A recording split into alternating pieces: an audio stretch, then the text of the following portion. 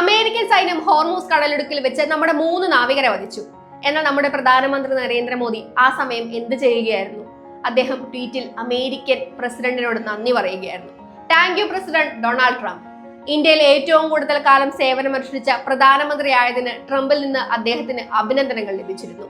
വ്യക്തിപരമായ റെക്കോർഡുകൾ, അതിലാണ് തന്റെ മുഴുവൻ ശ്രദ്ധയുമെന്ന് പ്രധാനമന്ത്രി വീണ്ടും തെളിയിച്ചിരിക്കുന്നു. 3 നാവികരുടെ മരണം രാജ്യത്തിന്റെ തന്നെ അന്തസ്സിനെ ചോദ്യം ചെയ്യുന്ന ആ റിപ്പോർട്ടുകൾ വന്നപ്പോൾ അദ്ദേഹത്തിന്റെ മറുപടി ദീർഘകാലമായി തുടരുന്ന മൗനം മാത്രമായിരുന്നു. തന്റെ അഭിനന്ദന സന്ദേശത്തിൽ ട്രംപ് മോദിയെ വിശേഷിപ്പിച്ചത് ശക്തനായ നേതാവെന്നാണ്. കഴിഞ്ഞ 12 വർഷമായി മോദിയുടെ അനുയായികളും അതേ കാര്യമാണ് ചിത്രീകരിക്കാൻ ശ്രമിക്കുന്നത്. ദൗർഭാഗ്യവശാൽ മനഃപൂർവ്വമോ അല്ലാതെയോ ഡൊണാൾഡ് ട്രംപ് തന്നെ ആ പ്രതിച്ഛായയ്ക്ക് മങ്ങലേൽപ്പിച്ചിരിക്കുകയാണ്. രാജ്യത്തിന്റെ കാര്യത്തിൽ യാതൊരുവിധ വിട്ടുവീഴ്ചയ്ക്കും തയ്യാറാവാതിരുന്ന ഒരു മോദി ഉണ്ടായിരുന്നു. ഗുജറാത്ത് മുഖ്യമന്ത്രിയായിരുന്നു മോദി. അന്ന് ഇറ്റാലിയൻ നാവികർ നമ്മുടെ മത്സ്യത്തൊഴിലാളികളെ വെടിവെച്ച് കൊന്നപ്പോൾ അദ്ദേഹം ശക്തമായി പ്രതികരിച്ചു. ചോദ്യങ്ങൾ ചോദിച്ചു. മാഡം സോണിയാജി, കേരളത്തിൽ നിന്നുള്ള 2 മത്സ്യത്തൊഴിലാളികളെ കൊലപ്പെടുത്തിയ ആ കുറ്റവാളികൾ ഏത് ജയിലിലാണെന്ന് അറിയാൻ രാജ്യം ആഗ്രഹിക്കുന്നു. നിങ്ങളത് പറയുമെന്ന് അദ്ദേഹം പരസ്യമായി ചോദിച്ചതാണ്. സ്വന്തം രാജ്യത്തെ ആളുകളെ മറ്റൊരു രാജ്യത്തു നിന്നുള്ളവർ വെടിവെച്ച് കൊല്ലുമ്പോൾ അന്നുണ്ടായ ആത്മരോഷം ഇന്ന് മോദിക്ക് ഉണ്ടായിരുന്നെങ്കിൽ ഇന്ന് അമേരിക്കയ്ക്ക് ഒരുപക്ഷെ അദ്ദേഹം മറുപടി കൊടുത്തേനെ. ഒരു വാർത്താ സമ്മേളനമെങ്കിലും വിളിച്ച് അമേരിക്കയ്ക്ക് ശക്തമായ മുന്നറിയിപ്പ് നൽകും. അത് നമ്മൾ ഇന്ത്യക്കാർ പ്രതീക്ഷിക്കുന്നില്ലെങ്കിലും ഒരു ട്വീറ്റിലൂടെയോ സോഷ്യൽ മീഡിയ കുറിപ്പിലൂടെയെങ്കിലും അമേരിക്കയ്ക്ക് എതിരെ എതിർപ്പെങ്കിലും അദ്ദേഹം അറിയിച്ചേനെ. പക്ഷേ പകരം അമേരിക്കയുടെ റിമോട്ട് കൺട്രോളിൽ രാജ്യം ഭരിക്കുന്ന മോദി ആ ആക്ഷേപത്തിന് ഏറ്റവും ഒടുവിലത്തെ തെളിവായി മാറിയിരിക്കുകയാണ് നമ്മുടെ നാവികർ കൊല്ലപ്പെട്ട സംഭവം. അപ്പുറത്ത് അമേരിക്കയാണോ, എന്നാൽ പിന്നെ ഒരക്ഷരം മിണ്ടേണ്ട എന്ന തീരുമാനം അത് ആവർത്തിക്കപ്പെടുന്നു. അപ്പോൾ അമേരിക്കയ്ക്ക് തോന്നുന്ന അവർ ചെയ്യും. സർക്കാർ അനങ്ങില്ല. അമേരിക്കയോട് ചോദ്യങ്ങളൊന്നും ചോദിക്കില്ല. നമ്മുടെ നാവികർക്ക് ജീവൻ നഷ്ടപ്പെട്ടത് ഒരു ചെറിയ കാര്യമല്ല. നമ്മുടെ രാജ്യത്തിന്റെ ചരിത്രത്തിൽ ആദ്യമായാണ് US സൈന്യം നേരിട്ട് ഇന്ത്യൻ പൗരന്മാരെ വധിക്കുന്നത്. അതും ഒരു വാണിജ്യ കപ്പലിന് നേരെ നടന്ന സായുധ ആക്രമണം. അതൊരു ഭീകരാക്രമണമോ അപകടമോ ആയിരുന്നില്ല. ഇന്ത്യൻ നാവികർ ഉള്ളിലുണ്ടെന്ന് അറിഞ്ഞുകൊണ്ട് കപ്പലിന്റെ എഞ്ചിൻ റൂം ലക്ഷ്യമാക്കി ഹെൽഫയർ മിസൈൽ ഉപയോഗിച്ച് നടത്തിയ കൃത്യമായ ആക്രമണമായിരുന്നു അത്. ഈ സംഭവം നടന്നിട്ടും പ്രധാനമന്ത്രിയുടെ ഭാഗത്ത് നിന്ന് ഒരു അപലപനമെങ്കിലും ഉണ്ടായില്ല എന്നതാണ് സങ്കടകരമായ കാര്യം. അമേരിക്കയോട് നമുക്ക് ചോദ്യങ്ങളൊന്നുമില്ല. തെറ്റുപറ്റിയെന്നുള്ള രീതിയിലുള്ള ഖേദപ്രകടനം അമേരിക്കയുടെ ഭാഗത്തുനിന്ന് ഉണ്ടായിട്ടുമില്ല. സോഷ്യൽ മീഡിയയിൽ ചോദ്യങ്ങൾ ഉയർന്നപ്പോൾ വിദേശകാര്യ മന്ത്രാലയം ഒരു പ്രസ്താവന ഇറക്കി. ആ പ്രസ്താവന ശ്രദ്ധിച്ചു വായിച്ചാൽ അതിൽ അമേരിക്ക എന്ന പേര് പരാമർശിക്കുക പോലും ചെയ്തിട്ടില്ല എന്ന് കാണാം. വിദേശകാര്യ മന്ത്രാലയം ഇറക്കിയ പ്രസ്താവന ഇതിലും പ്രശ്നമുള്ളതാണ്. ഈ കപ്പലുകൾ നിയമങ്ങൾ പാലിക്കാത്തവയായിരുന്നു എന്നാണ് പ്രസ്താവനയിൽ പറയുന്നത്. അതിനാലാണ് അവ ആക്രമിക്കപ്പെട്ടതെന്നാണ് അവരുടെ ന്യായീകരണം. ഓർക്കണം, 3 ദിവസത്തിനുള്ളിൽ 3 കപ്പലുകളാണ് ആക്രമിക്കപ്പെട്ടത്. അങ്ങനെയാണെങ്കിൽ ഗൾഫ് മേഖലയിലുള്ള 18,000 ഇന്ത്യൻ നാവികരും ഇനി ആക്രമിക്കപ്പെടുമെന്നാണോ? അതോ ഹോർമൂസ് കടലിടുക്കിൽ കുടുങ്ങിക്കിടക്കുന്ന 13 ഇന്ത്യൻ കപ്പലുകളെയും അമേരിക്ക ആക്രമിക്കുമെന്നാണോ? അതും ഇന്ത്യൻ തൊഴിലാളികൾ ഉണ്ടെന്ന് അറിഞ്ഞുകൊണ്ട് അവരുടെ എഞ്ചിൻ റൂമിലേക്ക് തന്നെ മിസൈൽ തൊടുക്കുമോ അവർ? എത്ര കാലം നമ്മളിങ്ങനെ ഭീരുക്കളെ പോലെ നിശബ്ദരായിരിക്കും? മുമ്പൊന്നും നമ്മുടെ രാജ്യമോ സർക്കാരോ ഇത്ര ദുർബലരായിട്ടില്ല. നമ്മൾ അമേരിക്കയ്ക്ക് മുമ്പിൽ ഇങ്ങനെ തല കുനിച്ചിട്ടുമില്ല. നമ്മുടെ പ്രധാനമന്ത്രി വളരെ ശക്തനാണെന്നാണല്ലോ പറയുന്നത്. അദ്ദേഹം വിശ്വഗുരുവാണല്ലോ. എന്നിട്ടും അമേരിക്കയ്ക്ക് ഒരു മുന്നറിയിപ്പ് നൽകുന്നതിന് പോലും തയ്യാറാവാത്തത് എന്തുകൊണ്ടാണ്? ചുരുങ്ങിയ പക്ഷം അവരിൽ നിന്ന് ഒരു മറുപടി ആവശ്യപ്പെടാൻ പോലും നമുക്ക് കഴിവില്ലേ? ജൂൺ 8-നാണ് ആദ്യ ആക്രമണം ഉണ്ടാവുന്നത്. മാരിവെക്സ് എന്ന കപ്പലിന് നേരെ. USS എബ്രഹാം ലിങ്കനിൽ നിന്ന് പറന്നുയർന്ന F-80 സൂപ്പർ ഹോർണറ്റ് യുദ്ധവിമാനം മാരിവെക്സിന്റെ എഞ്ചിൻ റൂമിലേക്ക് മിസൈൽ തൊടുത്തു. അന്താരാഷ്ട്ര നിയമങ്ങൾ കാരണം അത് ഇന്ത്യൻ പതാകയുള്ള കപ്പലായിരുന്നില്ല, പലാവ് പതാകയുള്ള ടാങ്കർ ആയിരുന്നു. അത് ഇന്ത്യൻ കപ്പലായിരുന്നില്ലല്ലോ എന്ന് പറഞ്ഞ് പലരും ഇതിനെ ന്യായീകരിക്കുന്നുണ്ട്. എന്നാൽ അത് നിയന്ത്രിച്ചിരുന്നതും അതിലെ ജീവനക്കാരും ഇന്ത്യക്കാരായിരുന്നു എന്നത് അമേരിക്കയ്ക്ക് അറിയാമായിരുന്നു. കപ്പലിന് തീ പിടിക്കുകയും അത് മുങ്ങാൻ തുടങ്ങുകയും ചെയ്തു. അതിലുണ്ടായിരുന്ന 24 നാവികരെ ഒമാൻ റോയൽ എയർഫോഴ്സ് ആണ് രക്ഷപ്പെടുത്തിയത്. ഈ ആക്രമണം തങ്ങൾ തന്നെയാണ് നടത്തിയെന്ന് US സ്ഥിരീകരിച്ചു.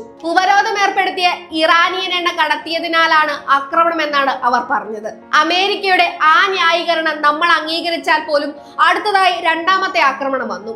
MT സെറ്റോബെല്ലോ എന്ന കപ്പലിന് നേരെ. ഒമാൻ തീരത്ത് വെച്ച് ഈ കപ്പലിന്റെ എഞ്ചിൻ റൂമിലേക്ക് 2 ഹെൽഫെയർ മിസൈലുകൾ തൊടുത്തതായി US സെൻട്രൽ കമാൻഡ് സ്ഥിരീകരിച്ചു. ഇതിലും 24 നാവികരുണ്ടായിരുന്നു. 21 പേരെ രക്ഷപ്പെടുത്തിയെങ്കിലും 3 പേരെ കാണാതായി. പിന്നീട് കപ്പലിനുള്ളിൽ നിന്ന് തന്നെ അവരുടെ മൃതദേഹങ്ങൾ കണ്ടെത്തി. വിശാഖപട്ടണത്ത് നിന്നുള്ള ചീഫ് എഞ്ചിനീയർ P. സുരേഷ്, വെറും 23 വയസ്സ് മാത്രമുള്ള deck cadet Aditya Sharma, fitter Shivanand Chauras എന്നിവരായിരുന്നു അവർ. US ഭാഗത്തു നിന്നുള്ള യാതൊരു നിർദ്ദേശവും തങ്ങൾ അവഗണിച്ചിട്ടില്ല എന്നാണ് ഷിപ്പിംഗ് കമ്പനി വ്യക്തമാക്കിയത്. ആക്രമണത്തിന് മുൻപ് യാതൊരു മുന്നറിയിപ്പും നൽകിയിരുന്നില്ല. ആശയവിനിമയം നടത്തിയിരുന്നെങ്കിൽ അതിന്റെ തെളിവ് പുറത്തുവിടാൻ അവർ അമേരിക്കയെ വെല്ലുവിളിച്ചു. എന്നാൽ അമേരിക്ക ഇതുവരെയും മറുപടി നൽകിയില്ല. ഈ കപ്പൽ ഔദ്യോഗികമായി US ഉപരോധ പട്ടികയിൽ ഉള്ളതുമായിരുന്നില്ല. തുടർന്ന് ജൽവീർ എന്ന കപ്പലിന് നേരെ മൂന്നാമത്തെ ആക്രമണം ഉണ്ടായി. 3 ഇന്ത്യൻ പൗരന്മാരുടെ ജീവൻ നഷ്ടപ്പെട്ടിട്ടും ഇന്ത്യൻ സർക്കാർ ചെറിയൊരു പ്രതിഷേധം മാത്രമാണ് അറിയിച്ചത്. ജൽവീറിന്റെ എഞ്ചിൻ റൂം ആക്രമിക്കപ്പെട്ടു. അതും ഇന്ത്യൻ പതാകയിലുള്ള കപ്പലല്ലെന്ന് പറഞ്ഞ് ഒഴിവാക്കാൻ നോക്കും. എന്നാൽ അതിലും ഇന്ത്യയിൽ നിന്നുള്ള ജീവനക്കാരായിരുന്നു ഉണ്ടായിരുന്നത്. ഒമാൻ റോയൽ നേവിയാണ് അതിലെ 20 ഇന്ത്യൻ നാവികരെ രക്ഷപ്പെടുത്തിയത്. കഴിഞ്ഞ 1 വർഷമായി ഈ കപ്പൽ ഗൾഫിൽ നിന്ന് ഇന്ത്യൻ തുറമുഖങ്ങളിലേക്കും തിരിച്ചും സർവീസ് നടത്തുന്നതാണ്. ഇന്ത്യൻ ജീവനക്കാരുള്ള 3 കപ്പലുകൾ ഇത്തരത്തിൽ ലക്ഷ്യമിട്ടു. 3 പേർക്ക് ജീവൻ നഷ്ടപ്പെട്ടു. അമേരിക്കയുടെ കണക്കനുസരിച്ച് ഏപ്രിൽ 13 മുതൽ ഇവർ 9 കപ്പലുകൾ തകർക്കുകയും 135 കപ്പലുകൾ തിരിച്ചുവിടുകയും ചെയ്തിട്ടുണ്ട്. ഒമാന്റെ സഹായം ഉണ്ടായിരുന്നില്ലെങ്കിൽ മരണസംഖ്യ ഇതിലും ഉയർന്നേനെ. അവിടെയാണ് സങ്കടകരമായിട്ടുള്ള മറ്റൊരു രാഷ്ട്രീയ ചിത്രം വരുന്നത്. സെറ്റോബെല്ലോ ആക്രമിക്കപ്പെടുകയും 3 ജീവനക്കാർക്ക് ജീവൻ നഷ്ടപ്പെടുകയും ചെയ്ത ദിവസം മോദി സർക്കാർ എന്ത് ചെയ്തുകൊണ്ടിരിക്കുകയായിരുന്നു എന്നത്. ലോക നേതാക്കൾ അയച്ച അഭിനന്ദന സന്ദേശങ്ങൾക്ക് നന്ദി പറയുന്ന തിരക്കിലായിരുന്നു അവർ. നമ്മുടെ നാവികരുടെ ജീവനേക്കാൾ പ്രാധാന്യം ആ അഭിനന്ദന സന്ദേശങ്ങൾക്ക് അവർ നൽകി. ശക്തമായ പ്രതിഷേധം അറിയിച്ച് അവരുടെ അംബാസിഡറെ വിളിച്ചു വരുത്താൻ പോലും നമ്മൾ തയ്യാറായില്ല. വെറും ഒരു മുന്നറിയിപ്പിൽ മാത്രം ഒതുങ്ങിയിരിക്കുകയായിരുന്നു നമ്മുടെ പ്രതികരണം. ചരിത്രം പരിശോധിക്കുകയാണെങ്കിൽ നമ്മൾ അമേരിക്കയ്ക്ക് മുൻപിൽ ഇത്രയും ദയനീയമായി നിന്നിട്ടില്ല എന്ന് നമുക്ക് കാണാം. UPA സർക്കാരിന്റെ കാലത്ത് ദേവ്യാനി ഖോബ്രഗഡെ എന്ന നമ്മുടെ നയതന്ത്രജ്ഞയെ അമേരിക്ക സ്ട്രിപ്പ് സെർച്ച് ചെയ്തപ്പോൾ നമ്മുടെ ഡൽഹിയിലെ US എംബസിക്ക് മുന്നിലെ സുരക്ഷാ ബാരിക്കേഡുകൾ നീക്കം ചെയ്യുകയും അവരുടെ നയതന്ത്രജ്ഞരുടെ സുരക്ഷാ അനുമതികൾ റദ്ദാക്കുകയും ചെയ്യുകയുണ്ടായി. നമ്മൾ അമേരിക്കയുടെ പ്രതിനിധി സംഘം വന്നപ്പോൾ അന്നത്തെ വിദേശകാര്യമന്ത്രി സൽമാൻ ഖുർഷിദ് മാത്രമാണ് അവരെ പ്രതിഷേധം അറിയിച്ചത്. അന്നത്തെ ഗുജറാത്ത് മുഖ്യമന്ത്രിയും BJPയുടെ പ്രധാനമന്ത്രി സ്ഥാനാർത്ഥിയുമായിരുന്ന നരേന്ദ്രമോദി ഉൾപ്പെടെയുള്ള നേതാക്കൾ അമേരിക്കൻ പ്രതിനിധികളെ കാണാൻ വിസമ്മതിച്ചു. അന്ന് അമേരിക്കയ്ക്ക് നമ്മുടെ മുൻപിൽ തലകുനിക്കേണ്ടി വന്നു. എന്നാൽ ഇന്ന് നമുക്ക് എന്തു പറ്റി? ആഗോള മർച്ചന്റ് ഷിപ്പിംഗ് തൊഴിലാളികളിൽ 12% ഇന്ത്യക്കാരാണ്. ലോകമെമ്പാടും 3 ലക്ഷത്തിൽ അധികം ഇന്ത്യൻ നാവികരാണ് ഉള്ളത്. അവരുടെ സുരക്ഷയെ കുറിച്ച് സർക്കാർ ചിന്തിക്കേണ്ടതുണ്ട്. ചൈന നിയമവിരുദ്ധമായി ഇറാനിൽ നിന്ന് എണ്ണ കടത്തുന്നുണ്ട് എന്നാണ് പറയപ്പെടുന്നത്. എന്നാൽ അവരുടെ ഒരു കപ്പലും ആക്രമിക്കപ്പെടുന്നില്ല. ഒരു മിസൈൽ പോലും അവർക്ക് നേരെ പോകുന്നില്ല. എല്ലാ ആക്രമണങ്ങളും വരുന്നത് ഇന്ത്യക്കാരുടെ നേരെയാണ്.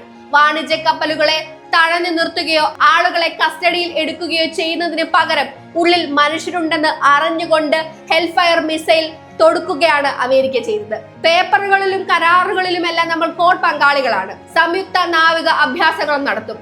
എന്നാൽ ഒരു ഖേദവുമില്ലാതെയാണ് ഇന്ത്യക്കാരെ അമേരിക്ക ആക്രമിക്കുന്നത്. മോദി പറയുന്നത് പോലെ നമ്മുടെ രാജ്യം നയതന്ത്രപരമായും സാമ്പത്തികപരമായും ശക്തമാണെങ്കിൽ നമ്മൾ ആദ്യം ചെയ്യേണ്ടത് അമേരിക്കയുമായിട്ടുള്ള വ്യാപാര ചർച്ചകൾ താൽക്കാലികമായി നിർത്തിവെക്കുകയാണ്. ഇത്തരം സംഭവങ്ങൾ ഇനി ആവർത്തിക്കില്ലെന്ന് ഉറപ്പ് നൽകുകയും മാപ്പ് പറയുകയും ചെയ്യുന്നത് വരെ ചർച്ചകൾ നടത്തില്ലെന്ന് യൂറോപ്യൻ യൂണിയൻ ചെയ്തതുപോലെ നമുക്കും ചെയ്യാമായിരുന്നു. നമ്മൾ ഗ്ലോബൽ സൗത്തിന്റെ ശബ്ദമാണെന്ന് അവകാശപ്പെടുന്നു. G20, BRICS എന്നിവയുടെ ഒക്കെ അധ്യക്ഷ സ്ഥാനം വഹിക്കുന്നു. എന്തുകൊണ്ട് ഈ വേദികളിൽ നമുക്ക് അമേരിക്കയെ വിമർശിച്ചുകൂടാ? വാഷിംഗ്ടണിന്റെ ആവശ്യങ്ങൾക്ക് മുൻപിൽ തലകുനിക്കുന്ന ഒരു സാമന്ത രാജ്യത്തെ പോലെയായി മാറിയിരിക്കുകയാണ് ഇന്ത്യ. ഈ ദുരന്തം നാളെയും സംഭവിക്കാം. ആയിരക്കണക്കിന് ഇന്ത്യൻ നാവികർ ഇവിടെയുണ്ട്. നാളെ ഇത് വീണ്ടും സംഭവിച്ചാൽ നമ്മുടെ പ്രധാനമന്ത്രി എന്ത് ചെയ്യും? അമേരിക്കയെ കൊണ്ട് മാപ്പ് പറയിക്കാൻ കഴിഞ്ഞില്ലെങ്കിലും ഇനി അത് ആവർത്തിക്കപ്പെടില്ലെന്ന ഉറപ്പെങ്കിലും വാങ്ങാൻ നമ്മുടെ സർക്കാരിന് കഴിയുമോ?